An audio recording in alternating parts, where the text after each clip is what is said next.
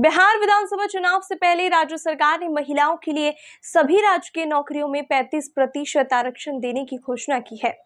मुख्यमंत्री नीतीश कुमार की अध्यक्षता में हुई कैबिनेट की बैठक में इसका फैसला लिया गया है। इसके मुताबिक बिहार की मूल निवासी महिलाओं को सभी सरकारी नौकरियों में 35% आरक्षण मिलेगा।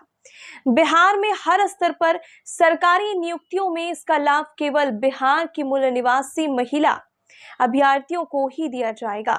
आइए जान लेते हैं कि देश के राज्यों में महिलाओं को आरक्षण मिलने का क्या नियम है, किस राज्य में कितना महिला आरक्षण है, क्या होता है हॉरिजॉन्टल और वर्टिकल रिजर्वेशन और किसे मिलता है इसका फायदा। देश में केंद्र और राज्य सरकारों की ओर से सरकारी नौकरियों में महिलाओं के लिए पहले से पद आरक्षित किए जाते हैं। इनमें महिला अभ्यर्थियों के साथ ही तलाकशुदा महिला अभ्यर्थियों और विधवा महिला अभ्यर्थियों के लिए भी पद आरक्षित किए जाते हैं। ऐसे सभी पदों पर महिलाओं को ही नियुक्त किया जाता है। इसके अलावा कई मामलों में नौकरी के समय अधिकतम आयु सीमा में भी नियमों के अनुसार महिलाओं को छूट दी जाती है। कैटेगरी के अनुसार भी सरकारी नौकरी में महिलाओं को आरक्षण भी मिलता है।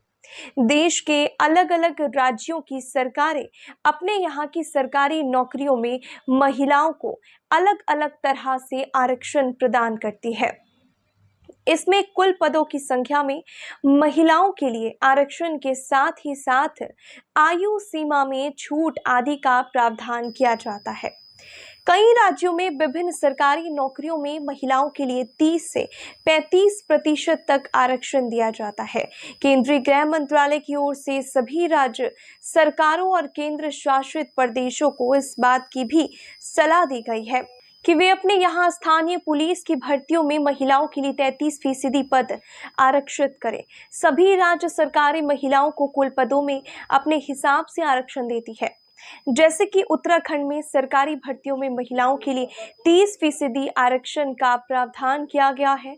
मध्य प्रदेश सरकार ने हाल ही में महिलाओं के लिए सरकारी नौकरियों में 35% आरक्षण का प्रावधान किया। यूपी में राज्य सरकार की ओर से 20% आरक्षण दिया जाता है।